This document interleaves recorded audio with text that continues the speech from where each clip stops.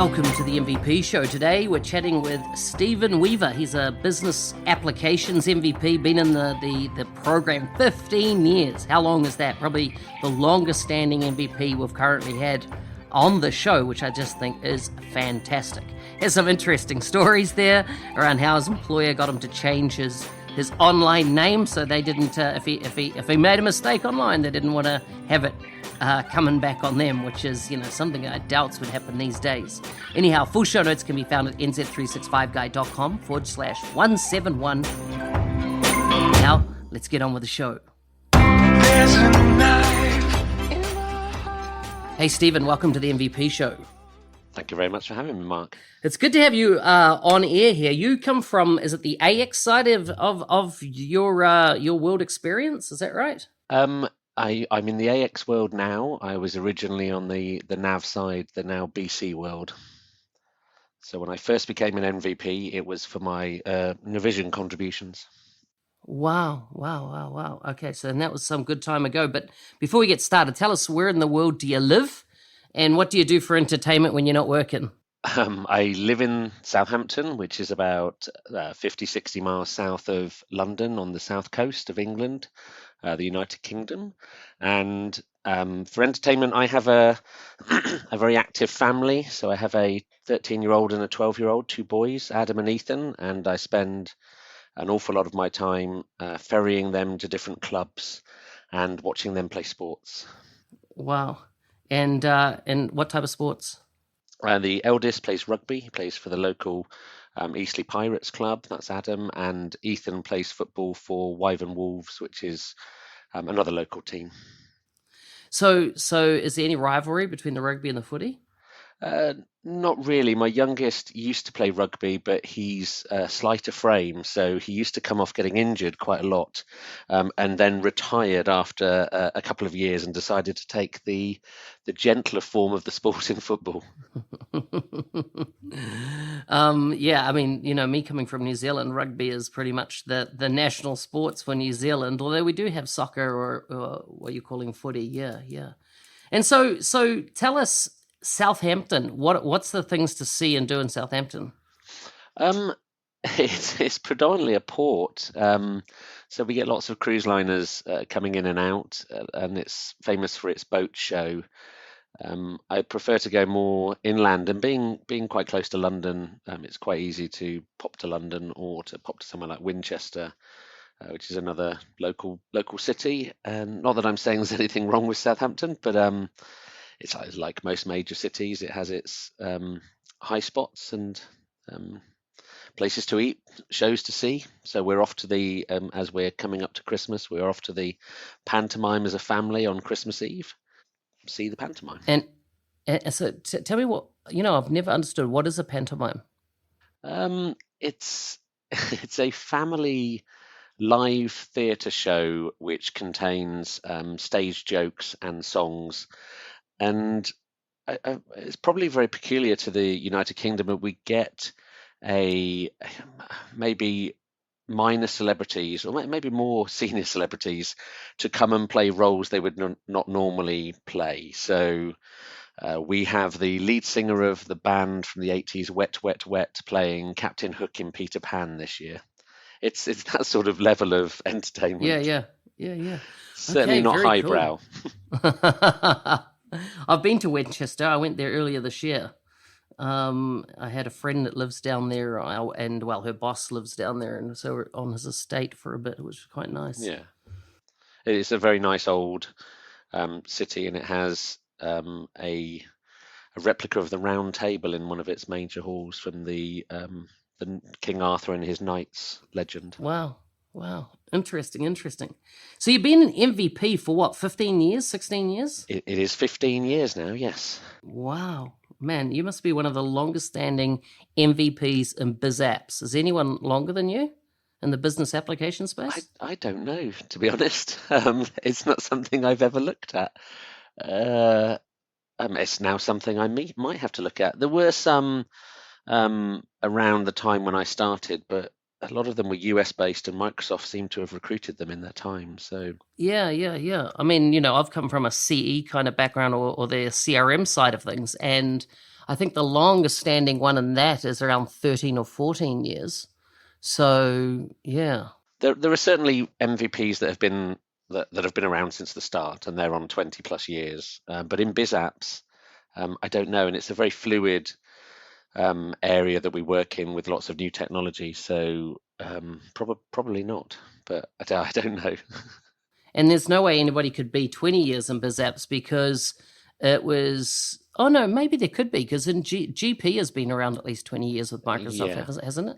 Yes. Yeah. More, I would say. But yeah, I don't know. I think I think I was the second year when they opened it up to the Navision world. I didn't know anything about it when I was nominated at the time, but I think I was the second year because there were a group of people in front of me at the time who were running user groups. So what was the nomination process like back then? What was involved? I don't know because I just got nominated. So I was You don't know who did a it? yes, it was a an MVP called Eric P. Ernst. So it was still MVP-led nominations, although he was one of the first NAV MVPs. So I'm not sure how he got it, but he must have been nominated by Microsoft themselves. So he ran, well, he does run dynamicsuser.net, which was one of the oldest still going forums and areas for Microsoft Business Solutions resources. And it was before Microsoft Communities was set up. So I think he set that up. I think it was the late 90s, he said, when it was a mailing forum. So they used to mail to people and then get responses that way. Wow, that's incredible. That's incredible. And so kind of, one of the things I know that we're hit up often nowadays is kind of contributions. And so what does that mean for you? It's for me, the forums are where I have been most prominent. I would say that my contributions have lessened in recent years. So dynamicsusers.net is still one that I'm on. I'm not on as myself. I'm on as Adam Ruiz, so I have a different username for that, and I am Weaveriski on the community forums, so the Microsoft-led community forums. And there used to be quite a few business solutions forums, but these days I think Microsoft have done a very good job of driving people to their communities, and there's an awful lot of knowledge on those communities now. So much so that it's very difficult at times to respond and reply because people are responding very quickly. It's a very useful resource to have. Yeah, yeah. So Adam Rue, what's the story behind that? So I was under my own name, and I moved jobs, and they were a little bit nervous of me posting on forums as my own name, so they asked me to change it. So my eldest son is Adam, and my wife's maiden name is Rue. So I put the two together for a lack of inspiration. Really, he was. I think he was about one at the time, so very prominent. Well, still very prominent in my life, but he was very to the fore then. Wow, I can't believe that it, as in, I don't know if, and nowadays, if someone's employer asked them to do that, whether they would bother doing it. Yeah, there were different times. People were still wary of, making horrible mistakes on the internet and causing your partner and your employer issues by your comments. I think maybe it was only 8 years ago when the advice came from Microsoft MVP Central about putting the disclaimer in your footer to say this is your opinion and not that of Microsoft or your employer. Wow, wow. I've never seen that disclaimer, and so I've got to say it's not in any of mine. But I think most people know that my opinion's my opinion. Yeah, interesting. I did not know. I had no idea that was the case, and that employers would consider that being a problem, that you could give the wrong advice and it would be attached to you. Well, I just think at the time, because it was 12 years ago, there was a lot of of unknown, and there still are unknowns and employees going on to forums and the internet and emails, and it just leads themselves open to um, I don't know, maybe a tarnishing of their brand, which maybe they don't want to be associated with. I think actually now it's flipped the other way. They want to see people contributing, and these forums and resources like LinkedIn, if a prospect is looking to engage with a partner, it's one of the things that they go and research to see how active those businesses are in the community and what their staff are like on LinkedIn. So they see it as a PR tool, and it's probably gone a full 180 since the early days. Yeah, makes sense. Tell me, what changes have you seen in the program over the years? Originally I was a NAV MVP, and we had very little interaction with the product group 12 years ago, and um, I I made myself move across to the MVP side of AX when I moved into the AX world. I kind of said to the MVP program, well, I'm not doing Navision anymore, so I can't be a Navision MVP. So you either re-award me into the what was then the AX channel, or just drop it, because I don't want I can't help on the nav side anymore. So I want to let that go. But the whole bringing together into biz apps on the MVP side has been a big change, and I'm not convinced it's working, because we get the distribution lists and they're very CE dominated, CRM dominated, asking questions. And I know we are all one family, but we still all sit in our silos of product, and that will go in the long term. But reading about or finding out that different CRM MVPs have different issues in areas doesn't really resonate. And I'm sure if any of the AX or NAV people ask questions, then they don't engage with those either. So it's an interesting prospect that Microsoft have developed to bring us all together, and we'll see where it goes. But Microsoft themselves have become an awful lot more engaged. So in the early days, the MVP program, from a biz apps perspective, as it was separately then, but there was not much engagement with the product group, either NAV or AX, and they've done a much better job of driving interaction with those groups in the last 15 years. Yeah, yeah, yeah. So interesting that those changes have come about. With Microsoft combining, even it started when they changed the word, from ERP and CRM to Dynamics 365. Um, one of the interesting type of views I have around this is that, if you needed brain surgery, you'd go to a brain surgeon. If you needed your bones fixed, you'd go to an orthopedic surgeon. And they're two totally different skill sets, even though we'd call them both surgeons.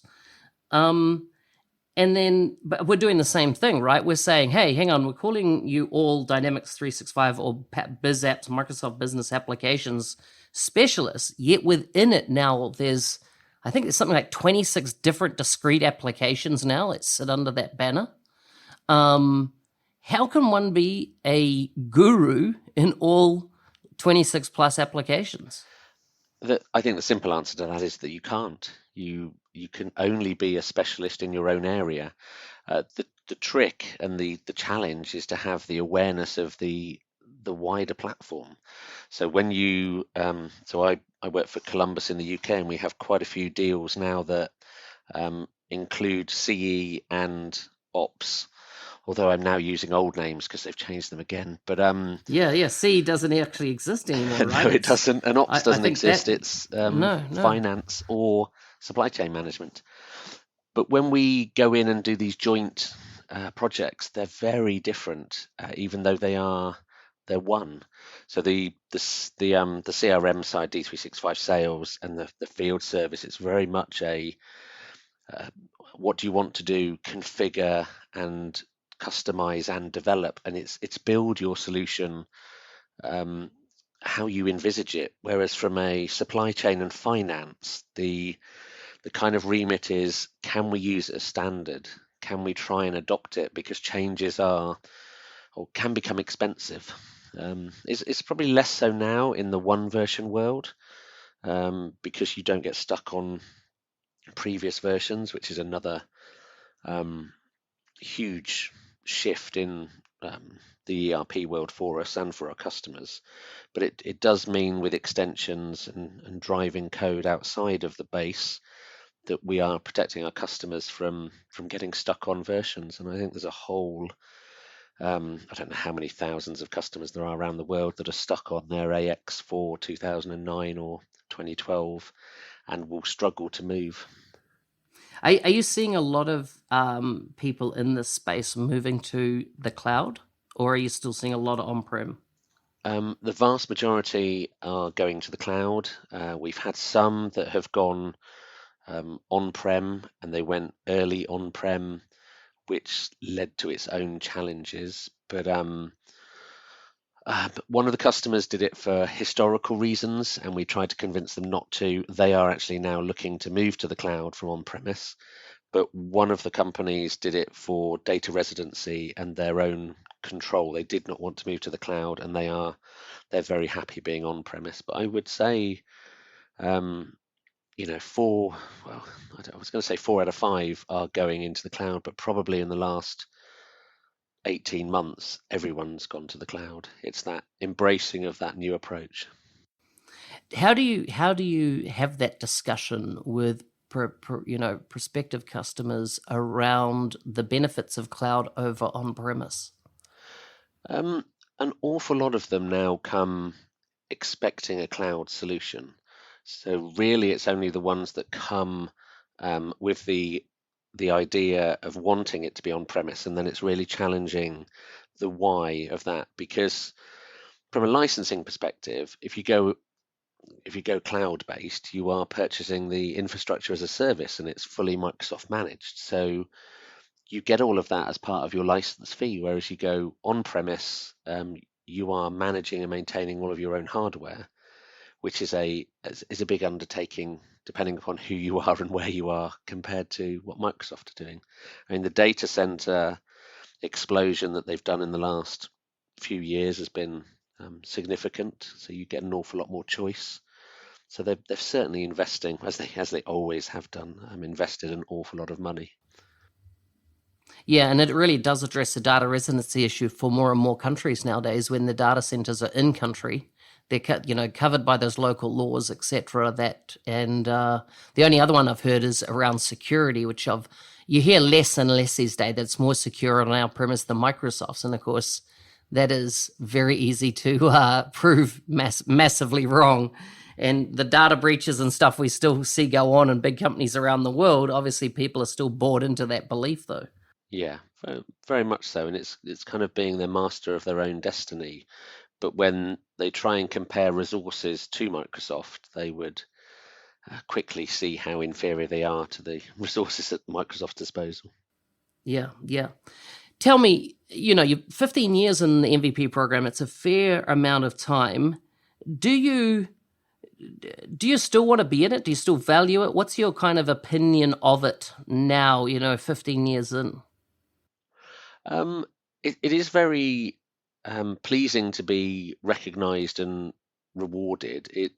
The whole contribution assessment isn't transparent, so you don't get to see the results of what you do, but the program managers either say you've done enough or there are new people coming in. And it is certainly something people aspire to. And you do get asked, how do you become an MVP? And it's really about, for me, it's about enjoying what you do. I've always been on the forums to help people, but I also used to help myself. So I used to learn the software by answering the questions of customers because they were real life questions. So I would go away and try and answer them, and I would learn whilst doing it. And I've moved on from being a general consultant at Columbus to being more of an architect, but I still want to understand the software and probably even more importantly, understand the wider solutions.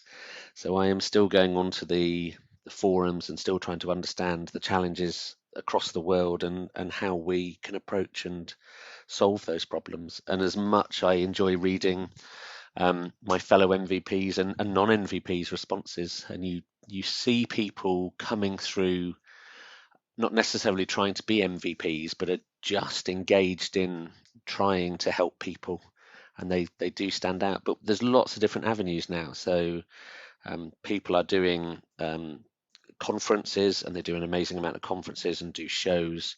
There's the D365 Saturdays. There's podcasts. There's so many ways you can contribute to the community, and they all count for Microsoft, which is all great. Personally, it's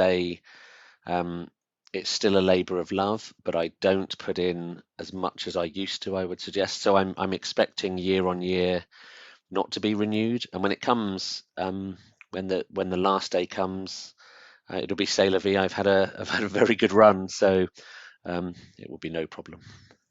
So are you noticing a new breed of MVPs coming through? You know, since you started, there would have been probably, you would know every single MVP by name. Now that wouldn't be so easy. In the ops world, there still aren't that many. Certainly not compared to the wider D365, the sales and the CE side. Yeah, there's 100. I think there's 168 all up in biz apps nowadays. Yeah. As far as I know, yeah, roundabout. Yeah, I'd imagine less than 30 on the ops side. It's always been a smaller number.